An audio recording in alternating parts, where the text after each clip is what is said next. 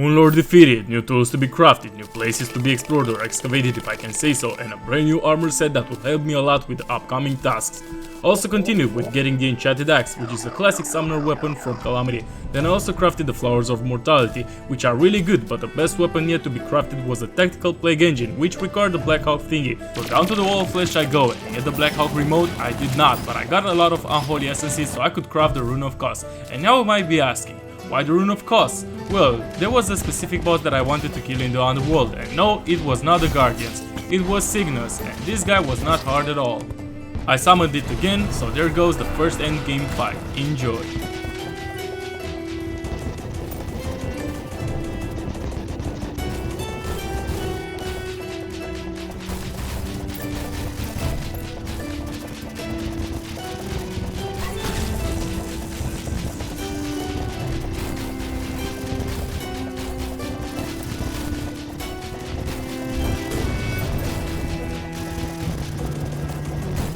There we have it, Cygnus defeated. This guy drops the Twisting Nether, a material that, combined with the Dark Shard while also waiting for the Hollow to spread, can also be combined with the Light Shard in order to craft the King of Constellations, Tenryu, a summoner weapon that spawns 2 dragons that are incredibly good. Now you might know where I will go. Exactly, the dungeon, since I was about to do a skip that I always do in all of my runs as of recently. Defeating Polterghast early on is not something never seen before, and it's not as impressive as Leviathan before mechs, Slime God before evil bosses, and so on. But it is really important for me, especially in this run. While I kept on working on the arena, my summons kept on killing the enemies, so eventually Polterghast would spawn, and yeah, this would go exactly as anyone would expect. However, this was not going to be a really hard fight, so enjoy!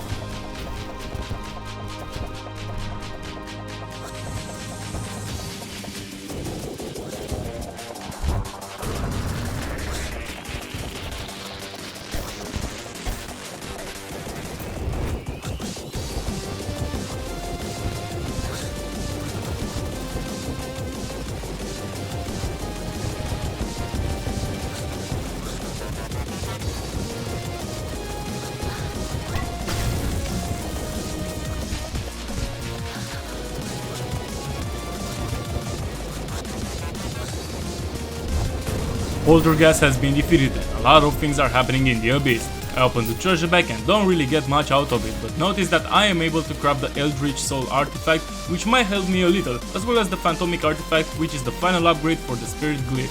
One Abyssal diving suit later, I found myself in the 4th layer of the Abyss, hunting down that specific enemy that I love taking down after Polterghast, and not only it, since I was also interested in getting a brand new summoner weapon, which happens to be dropped by the Colossal Squid, and get it, I did on my first kill. There it was, the Omega Blue armor, so what comes next is a standard boss rush of mine where I kill all the bosses prior to Polterghast.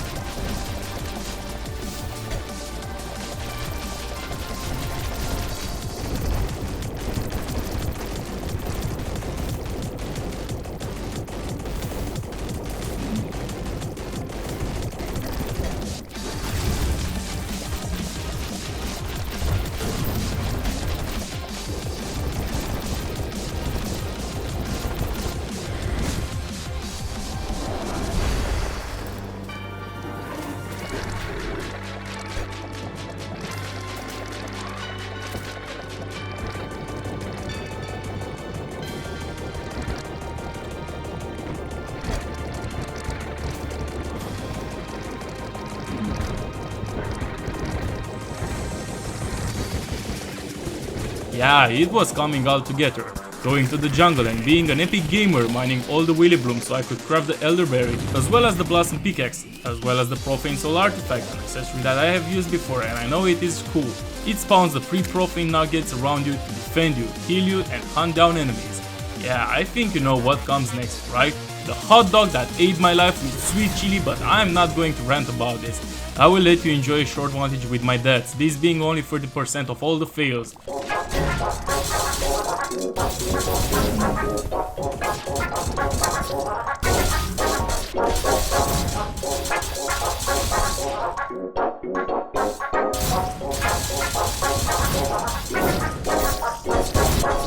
It was frustrating, and I have been using all kinds of combinations between weapons and accessories, and I was like, why can't this boss get killed as fast as this Stormweaver does? Progress was being made with every attack more or less, with me optimizing the DPS and deciding on the minions that I was going to use. However, one bad mistake and a sharp Devourer of Gods would be all I needed to die, not to mention the laser walls. Eventually, I would win, so here's the full fight.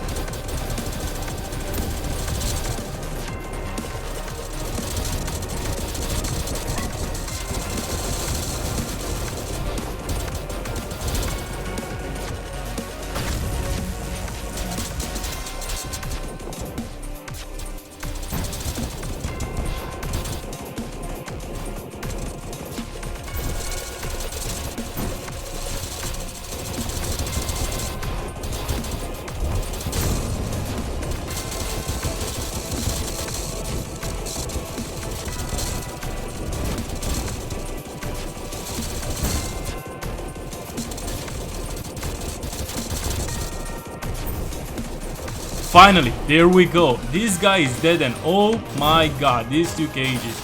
Hours and hours of switching armor sets, weapons, accessories, strategies, playing safe and getting eaten alive. It's all over. Again, open the treasure bag and don't get really much, but now is the event season, starting with the pumpkin moon, which is a bit more important than the other two events since I could craft the core with Ebringer stuff, which used to be really cool. Well, turns out it is not as cool right now, so I decided to craft the Cosmic Viper engine, as well as the Mirror of Kalandra, being one of the best summoner weapons to be used in this run. It spawns 1 war axe, 2 swords, 2 bows to help me with extra damage, and you can definitely see the difference. Don't worry, that was still a part of this event. I also managed to craft the Dark Sun Ring, as well as the classic Post-Devourer upgrades like Shield, Boots, Nucleogenesis. Then it was me defeating the Devourer of Gods again since I needed more Cosmite, and one thing is that I am still not immortal, so I should pay extra attention. However, it didn't really take a lot of time to defeat this guy again, so shortly after I got my hands on the Fearmonger armor pieces, but still required more Souls of Fright, which this time was definitely not a problem acquiring since the Prime Minister is not dangerous at all. There you have it, yet another armor set. I started working on the computer, getting the sponge in the process, then also killing one more giant clam since I wanted more Molus Husk so I could also craft the Amalgam, a top tier accessory. Then I also crafted the Endo Hydra stuff. It was the time to test the loadout and the weapons that I had. There is no better way of doing this than defeating a less powerful boss. I wanted to spawn the old Duke, but it seems like the fishing rod was bad, so I crafted a way better one and there it was. Enjoy!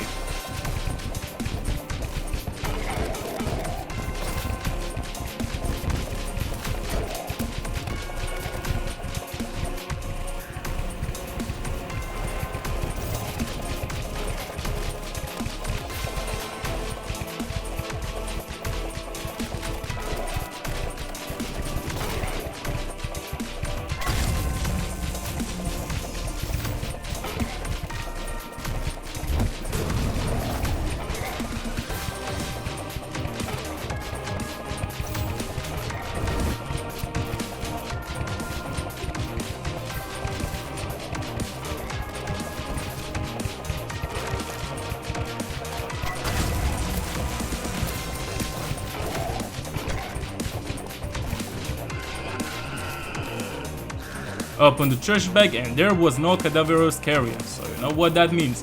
Doing this guy again for yet another time and for one more time. With all the weapons ready, I started fighting Yharon as well, and I want to mention that this fight was not hard at all.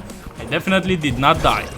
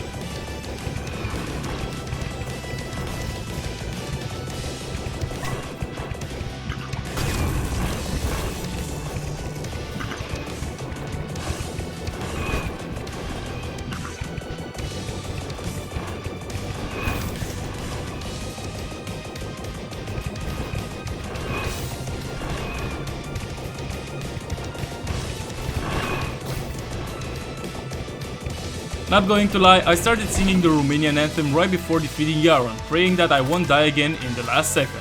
The dragon fruit was all mine and it gave me all the power to continue with yet another epic gamer mining session right after crafting the silver armor set, which should have been crafted before since it could have helped me with those few attempts where I actually did not win, in case you got gaslighted before. The Rampart of Deities was all mine, as well as the Auric Tesla armor set, which was the final upgrade that I could get before the few final bosses. It was just the same dialogue where I mentioned that I am the best Terraria player humanity has ever seen, and where Drayden tells me that maybe I should try get Fixed Boy, then start bragging about an unexisting skill that I keep on mentioning that I have. The Exo Mechs fight was, again, really easy, and I definitely had zero trouble no-hitting all these guys, being the best at dodging. Yeah, the best Terraria player as mentioned. It's just as if I wanted to taste the projectile. Well, enough sarcasm, it's time to continue with the Exo Mechs. Enjoy!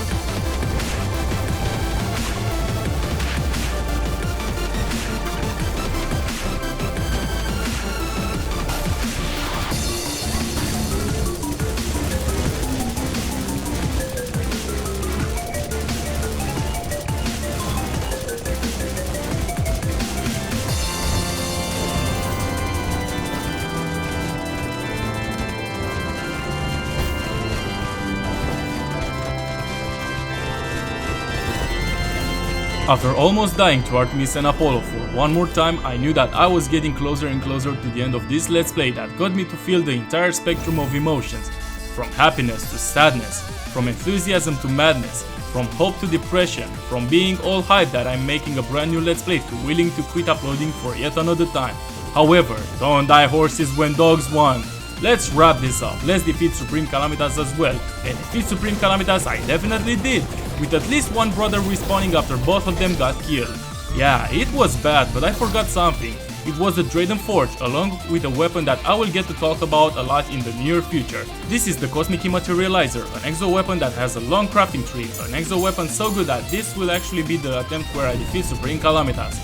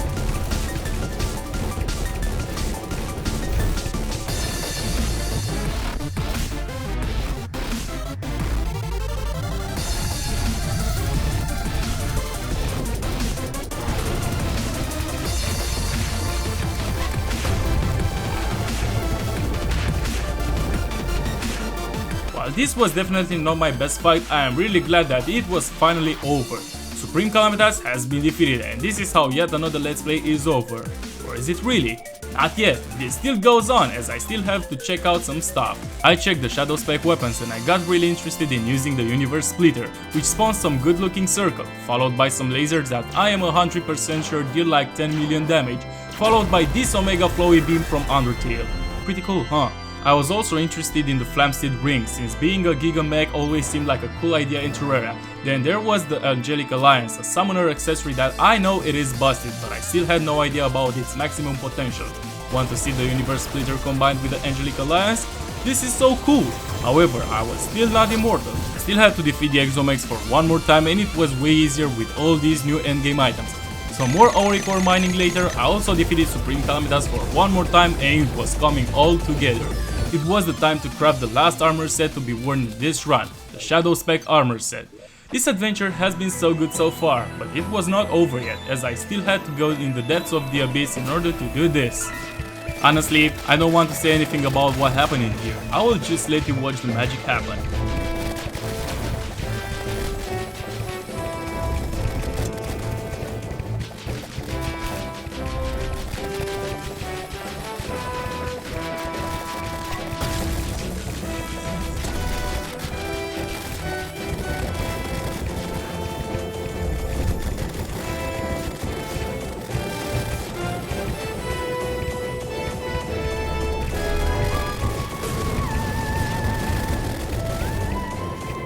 What the actual hell was this fight?